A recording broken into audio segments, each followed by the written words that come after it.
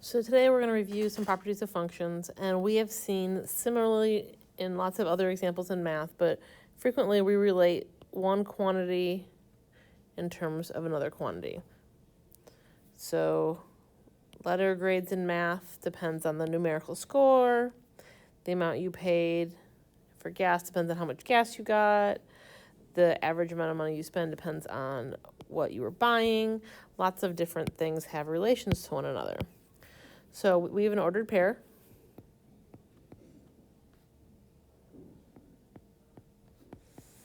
And it puts two variables, x and y, together because they are related to each other in some fashion. X is the independent, it's the thing you plug in, it's the input. And y is the dependent variable or the output. So anytime two things are related to each other, no matter how they're related, they are a relation in mathematics. Even like my 12th cousin down my family line is still related to me in some fashion.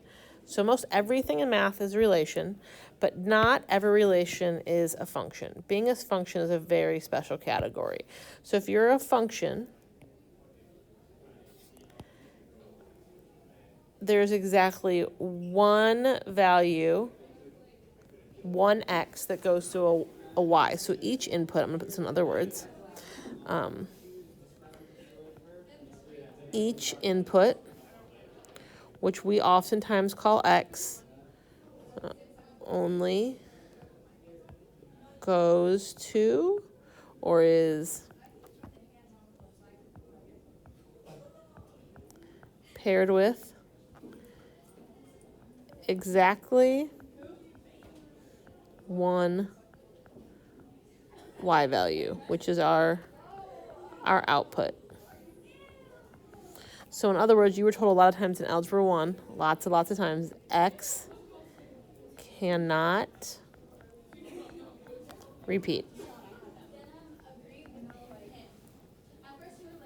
So if we look at this set of ordered pairs that I'm underlining in blue, this is a relation. 3 is somehow connected to 10.5, 8 to 28, 10 to 35.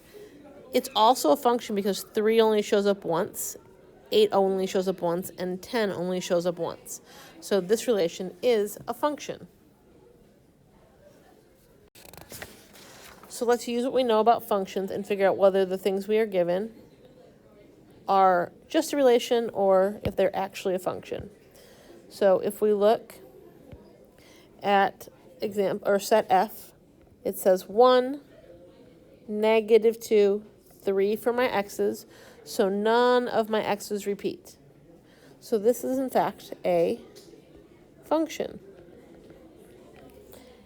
And if you look, this -2 goes to 4 and the 3 goes to 4. Right here you can see the drawing of it. But that's okay. X's can go to the same y, but the x cannot go to two different places.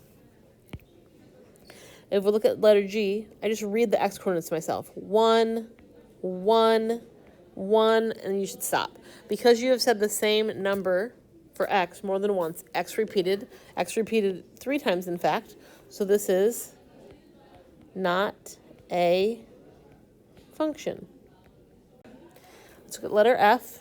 So I have -4, -2, -2. Oh, these two, look right here. They repeated, so this is not a function. And to see a visual of that, this -2 went to two different places. You can't do that, guys. You as a student cannot go to two classrooms at one time. It doesn't work, so those are not functions.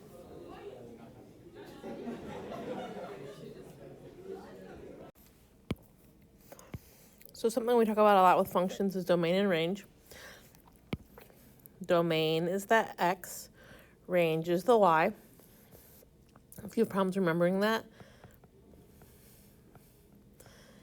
they go in ABC order. So domain came first, so domain goes with the x. Range came second in alphabetical order, so range goes to the y because the y comes after the x. Another remember it was an acronym called Dix-Roy, and that stands for domain, input, x, range, output, y. So in the next problems, it says find the domain and range of each.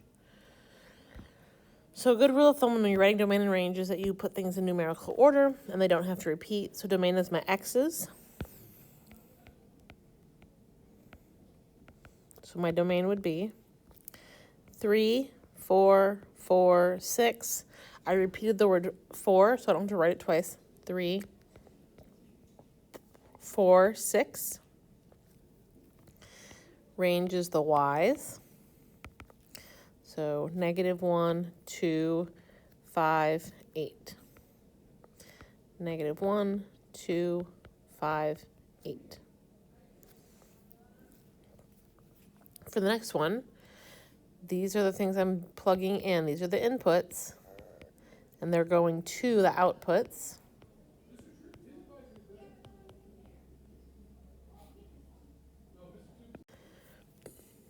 So my domain is my inputs, my x's.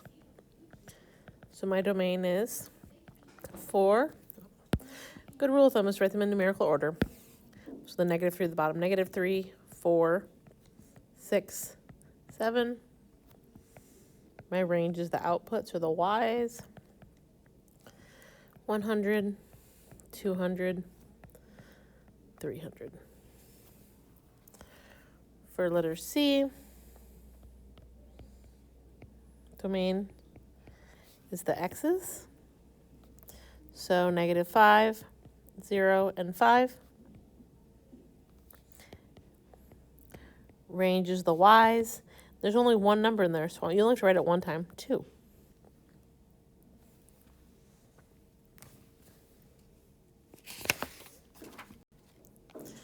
So on the next page, we're going to give it the domain and range of each of these.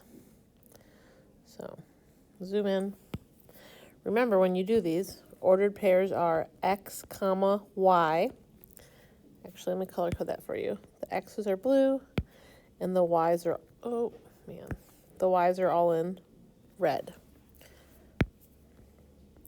So the first part of the ordered pair is all my x's. And when we read x's, it's a left and right movement. So read from the left to the right this way.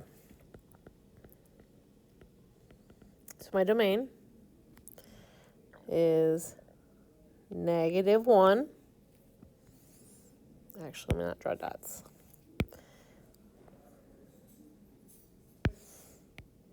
Here's my -1, 0, 1, 4.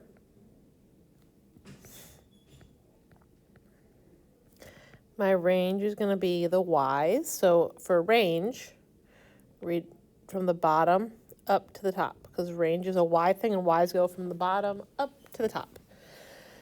So my very bottom right here is -3, comma, -1, comma, 1, comma, 2. The next one, a little bit different. So domain is left and right. So if you can look at a graph and find the left-hand side and find the right-hand side, then that's my domain. So my domain on this one started at, we're going to put a bracket because I actually touch -4, and I go all the way across this way to +4 with a bracket. With range, we want to go from the bottom up to the top. So the very bottom down here was -6, and the tippy top right here was 6.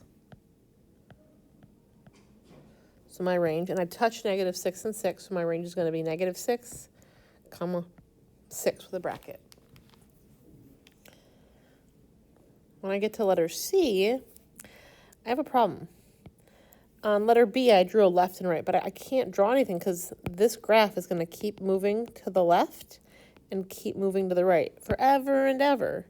So since my graph doesn't have an end point on the left or on the right side, its domain is all real numbers, which we can write as -infinity to infinity. Infinity symbols always get a parenthesis, never a bracket. A bracket means that you can actually touch it. you can't touch infinity, because if you say infinity, I'm going to say infinity plus 1. Infinity just keeps going forever. With my range, this graph is going to keep moving down in this direction, but it's still moving up in this direction too. So for my range, it's also all real numbers, or negative infinity to infinity. One more problem on the next page. Here's a parabola, nice little U. So this graph, if I go to find the left or the right side, this graph is going to keep moving. Yes, it's going up, but it's still moving in general to the left. And this piece is going to keep going up, which is up, but it's also slowly moving to the right as well. So my domain, negative infinity to infinity. My range, however, I do have a very, very bottom. Here's my very, very bottom, and it's -3. So for my range, I touch -3 and go up, because the graph goes up forever to infinity with a parenthesis.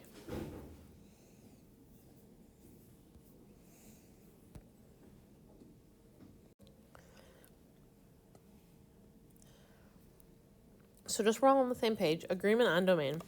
Unless otherwise specified, the domain of a relation is assumed to be all real numbers that produces real answers when substituted in for a variable. So let's reword this. Unless there is some restriction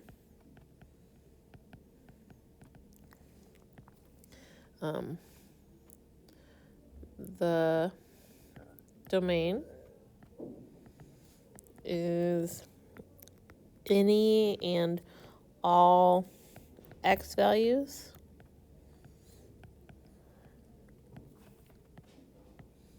that you can plug in to get out an answer.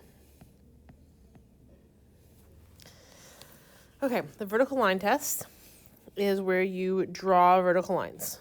Vertical means up and down. You're going to draw vertical lines. And the rule is you can only touch any one, no, let's not use that word twice again. Any vertical line one time. We use the vertical line test to figure out if we're a function or not. So let me draw an example. Let me draw two actually. So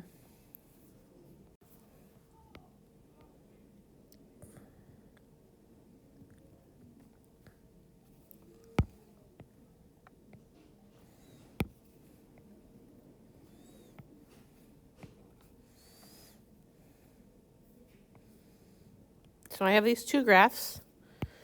On the first one, when I draw vertical lines, each one of the lines only touches the graph one time. So this would be a function. But on my circle, or my oval, because I can't draw, the vertical lines touch more than once. So that is not a function. So we're going to use the vertical line test on the next problems to see if I'm a function or not. And they actually already drew them in for you. Super nice. I'm just going to highlight them. So this vertical line right here, it only touches that one dot. This vertical line only touches one dot, and one dot. So this one is a function. On the next problem, B, I touch twice. So this is not a function. On the next one, I only touch one time, so this is a function. And letter D, it's a function.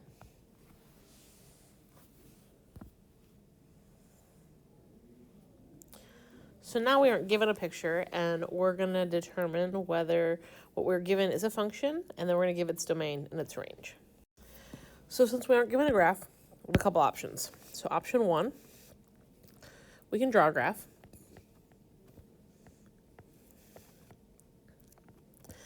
Option 2 is that you plug in a x value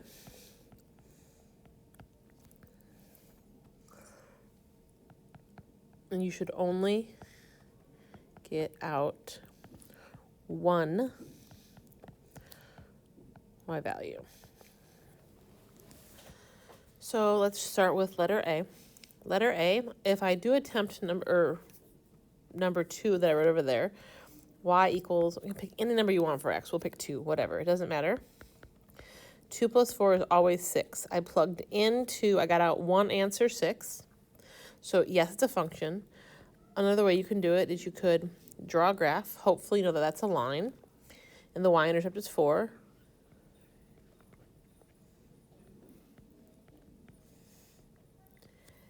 And the 1 right here is my slope. So I go up 1 and over 1. So there's another dot. So here's my line.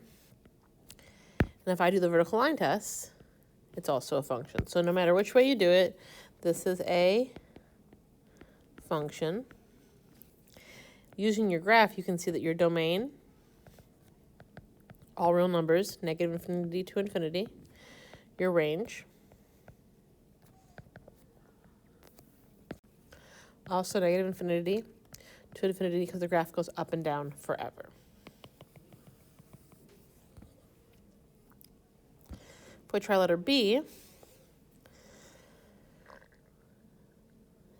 I'll do version 2 first. Let's see. If I plug in we plug in 5. Y equals square root of 2 times 5 minus 1.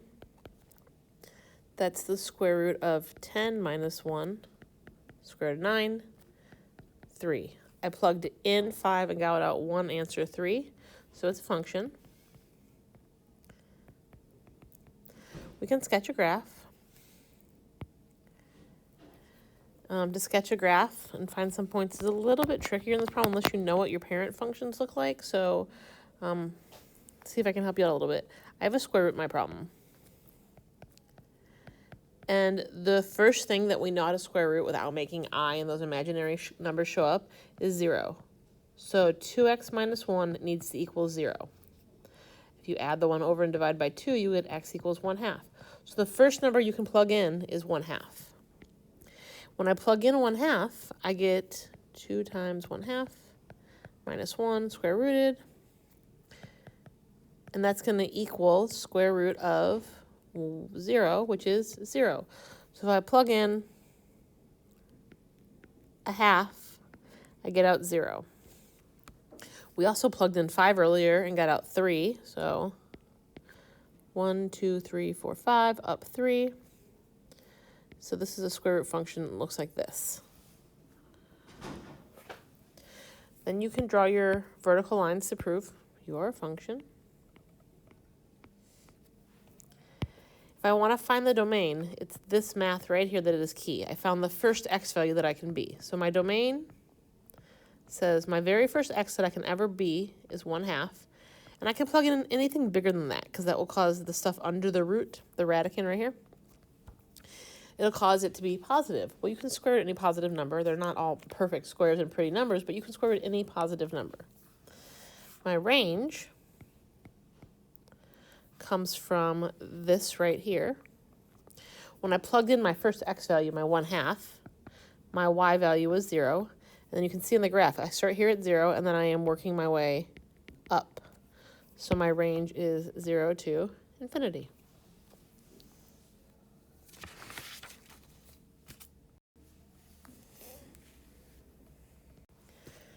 Okay, continuing the same example. I specifically want to do letter C with the solving for y. So I'm going to put a square on the paper. Because I made the root appear, I have to deal with a plus and minus. So y equals plus or minus the square root of x. So if I plug in a number in, like if I let x equals 4, y equals plus or minus square root of 4, y equals plus or minus 2. This is not unique. There are 2 answers that came out. So this is not going to be a function.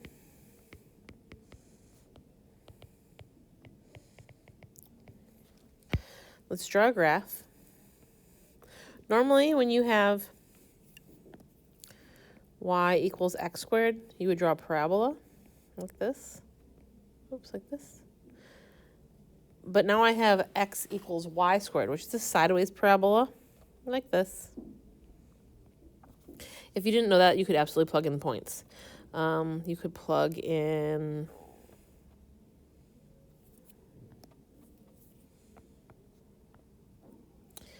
we plugged in 4, and we got out plus and minus 2. So if I go 1, 2, 3, 4, here's positive 2, and here's negative 2. Square root of 0 is 0. So there's my sideways parabola, and you can see it's definitely not a function.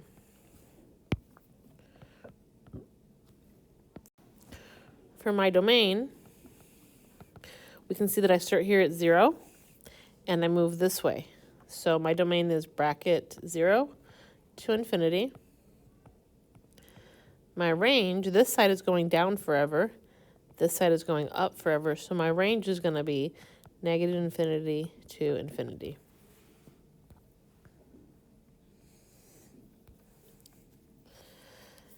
Even though this has an inequality sign, this is still a linear function. Its y-intercept is -1. It has a positive slope. It's going to look something like this.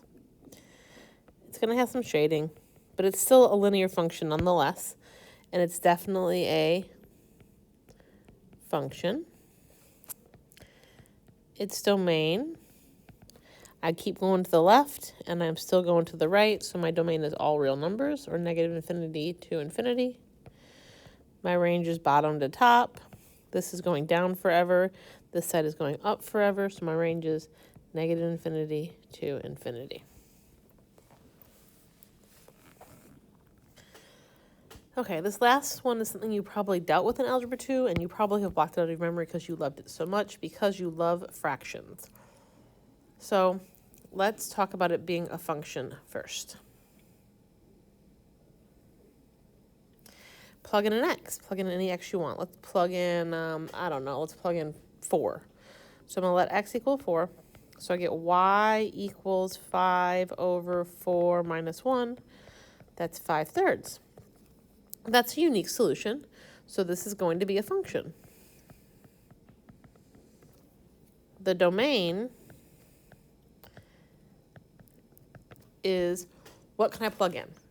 Well, I can plug in anything except one problem. This is in the bottom, and the one number you can never divide by is 0. So x minus 1 can never equal 0, which means x can never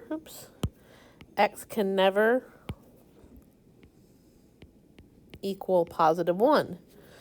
So that means my domain is negative infinity to 1, and then you union and you jump from 1 to infinity. This excludes 1 from being in my domain.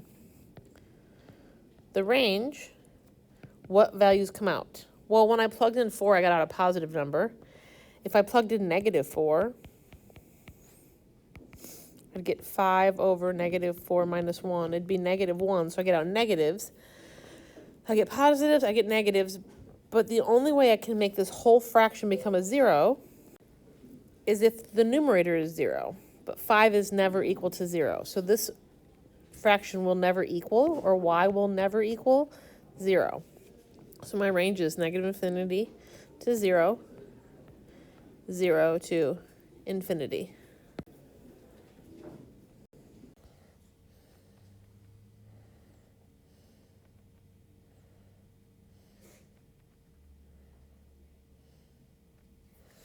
Okay, so we have been talking about what is and isn't a function, and there's lots of different ways to think about what is and is not a function. So number 1 says a function is a relation in which for each distinct value of the first component of ordered pairs, there is exactly one value of the second component. That means every x has to go to only one y value. So number 2 says a function is a set of ordered pairs in which no first component is repeated. So that's what I've been saying, is that no x can repeat.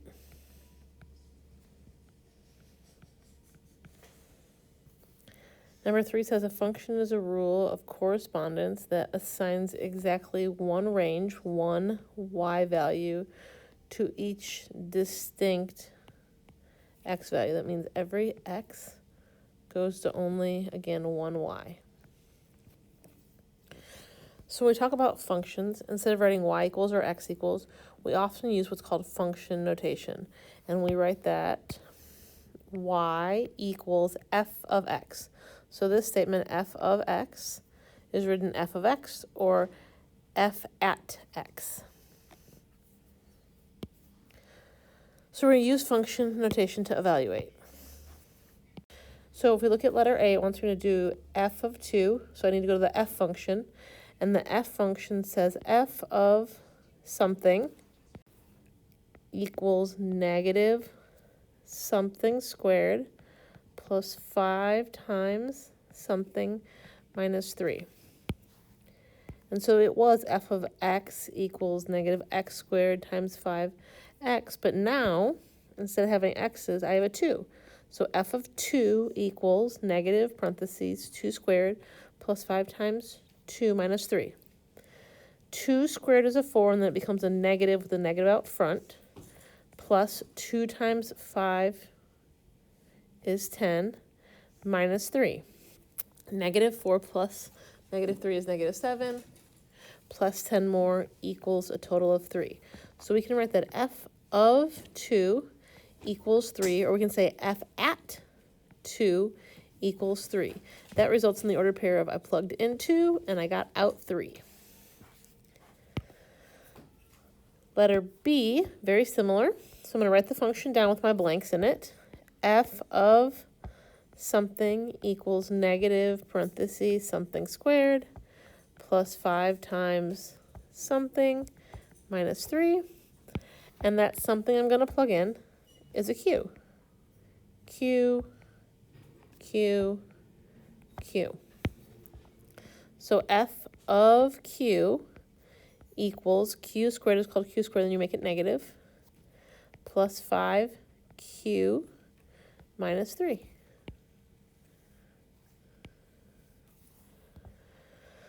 The last problem changes. It's not using f anymore. It decided to use g. And here's my g function up top.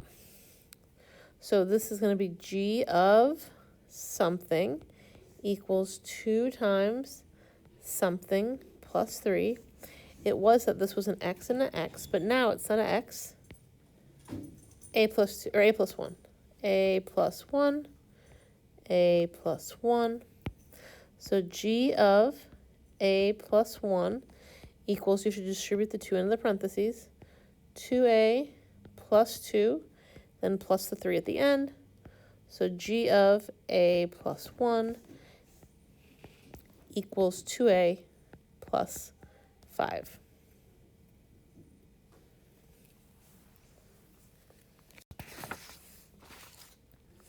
So now that we know how to evaluate a function, let's go through and evaluate functions in some various ways. Maybe not exactly like we were just doing. So next example is very similar to what we were just doing. F of something equals 3 times something minus 7. The something I want to plug in is a 3, so f of 3. F of 3. F of 3 equals 3 times 3 is 9, minus 7. So f of 3 equals 2. Every time I'm doing f of 3, so on letter B, it's normally f of x, but now they're asking me to do f of 3. So my x's are 3's. So I'm looking, that's not a 3, that's not a 3. Oh, that's a 3.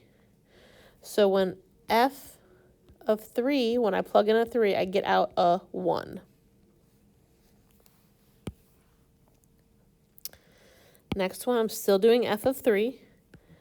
F of 3, so you need to go to your domain, the things you plug in, the inputs, and you find 3, and it travels to 5. So f of 3 equals 5.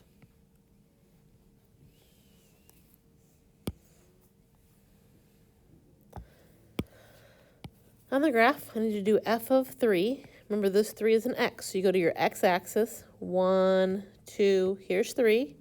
So you go up to your graph.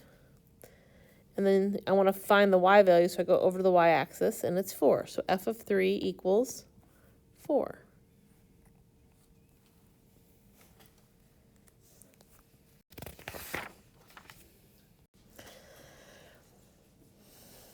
So we want to write something in function notation. We need to make sure that we first have a expression or an equation that says y equals, and then we just replace the y with f of x, or any function name, h of x, g of x, j of x, k of x, whatever. So since this one is already solved for y, it says y equals, I can just write it as f of x equals x squared plus 1. No big deal. The next one, got to solve for the y first. So I'm going to move that x over.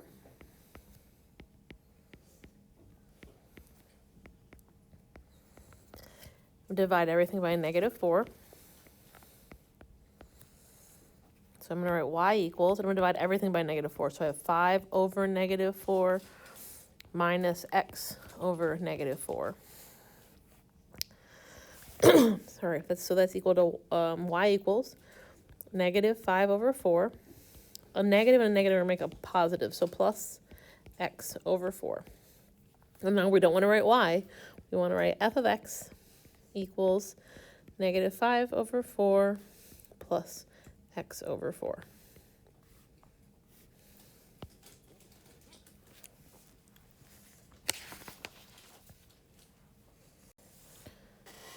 Okay, in this part, we're talking about functions and describing them. So in the first one, we're talking about increasing. So if I am increasing, getting bigger, x1's dot right here is only so tall, but my next dot, x2, is way taller. That means that my y values, as I go in order from x1 to x2, they're getting bigger. If I were to go over here to x3, it'd be even higher up. So that's one way to look at it. Another way to look at it is that you can do the following, and I'm going to zoom in for you. You can draw itty-bitty tangent lines. Tangent means you touch it in one place and go away. And so if I were to draw these itty-bitty tangent lines right here, each of these individual lines that I'm drawing have a positive slope, which means the graph is increasing. Same idea. If I go over here to my next graph, you'll see at x1, I'm super tall. But at my next x, called x2, I'm much lower. So the y values were going down.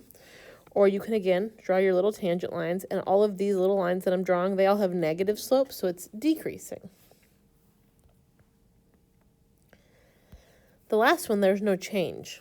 So at x1, I'm at a certain height. At x2, I'm at the same height. That means there's no change. It means it's constant. And if you draw a horizontal line, the slope of a horizontal line is 0. It is constant. It is not changing. So using what I just described, we're going to go down here to the bottom, and we're going to tell me where am I increasing, decreasing, and constant. So on this graph, all of these little lines that I'm drawing, they're going down. So this part of the graph is decreasing until I get right here to this dot, because then I'd have a horizontal line. So I am decreasing. The graph goes on forever, so I'm decreasing from -infinity all the way until I get to this x value, -2. When we write these, we are writing open intervals, which means we're only using parentheses, never a bracket, And they are intervals, so from one x value to the other. And so it says intervals of the domain, which means intervals of the x values. If I move on, all of these lines that I'm drawing right here in blue, those are all positive slopes. That means my graph is increasing. So starting from my black horizontal line of -2 and going all the way up to here, I am increasing, which is x equals 1. My graph is constant at this piece right here. So I am constant from 1 until infinity because the graph keeps going in the right direction. So now we're going to use that information and interpret the situation given. So it says the graph shows the relationship between the number of gallons, G of T, of water in a small swimming pool after T hours. By looking at the graph of the function, we can answer some questions about the water level of the pool at various times. For example, at time equals 0, so here's time equals 0, the pool is empty, it has no water in it. The water level then increases for a while, increases, stays constant, decreases, and becomes constant again. Use the graph to respond to the following. So I'm going to see if I can color code this for you. So we'll do letter A in red. What is the maximum number of gallons of water in the pool? So here's my highest point. So the maximum amount of gallons is 3,000. And then it says, when is it at its maximum? So I'm at 3,000, starting at 25, and I stay at that exact same height until 50. So that happens from 25 hours to 50 hours. Letter B we'll try doing in green. For how long is the water level increasing, decreasing, constant? So here's my increasing piece right here. So I'm increasing, and that's a span of, starts from 0 and goes to 25. So I'm increasing for 25 hours. I'm going to erase my green, so I have to draw again in a second. So I erase the green. And then it says I am decreasing. That means I'm going down. This piece is decreasing.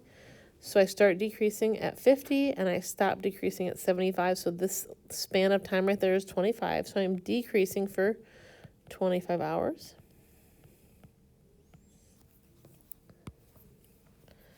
Again, I'm going to erase my green really quick so I can draw with green again. And then it says, and constant. So this length here is constant, which we know is from 25 to 50 hours. We did that in part A. So constant, the first piece is 25 hours.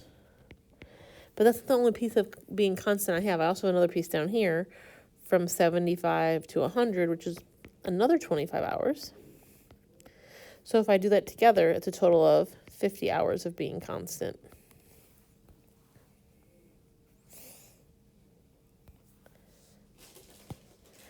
How many gallons of water are in the pool after 90 hours? So 90 is right here,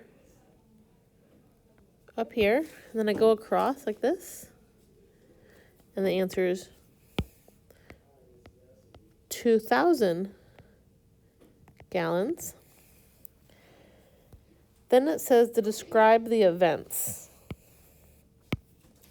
So I start at time equals 0, and my graph goes up. So let's say, I'm going to write above it so I can fit it and see the graph. So after time equals 0, we begin to fill up the pool, period. So it takes me 25 hours to get to the max to fill up the pool, comma, we'll change my period to comma, which takes 25 hours. Then I'm constant from 25 to 50. So maybe we finish filling up the pool, and because it took 25 hours to fill up the pool, now I have to wait for the pH balance or the chlorine to sit and do its business. So then the pool sits. So the pool sits constant, undisturbed, no one's in it.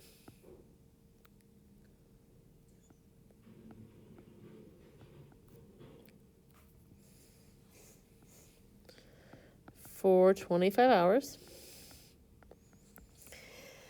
And then maybe after that, people start playing in the pool. And you know when people get in a pool, they jump around and water comes out. So people play in the pool for another 25 hours and the water goes down.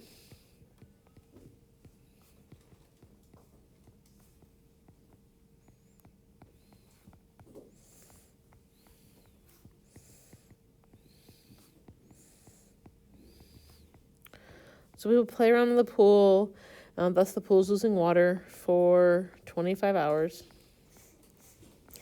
And then finally the pool closes or whatever happens, and now the pool's new level is at 2,000.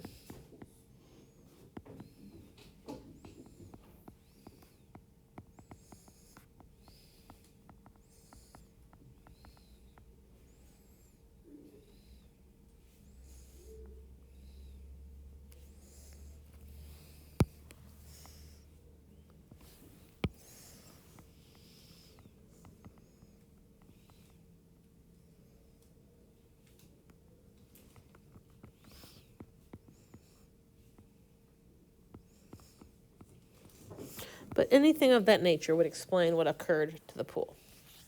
So now you can go do your 2.3 homework.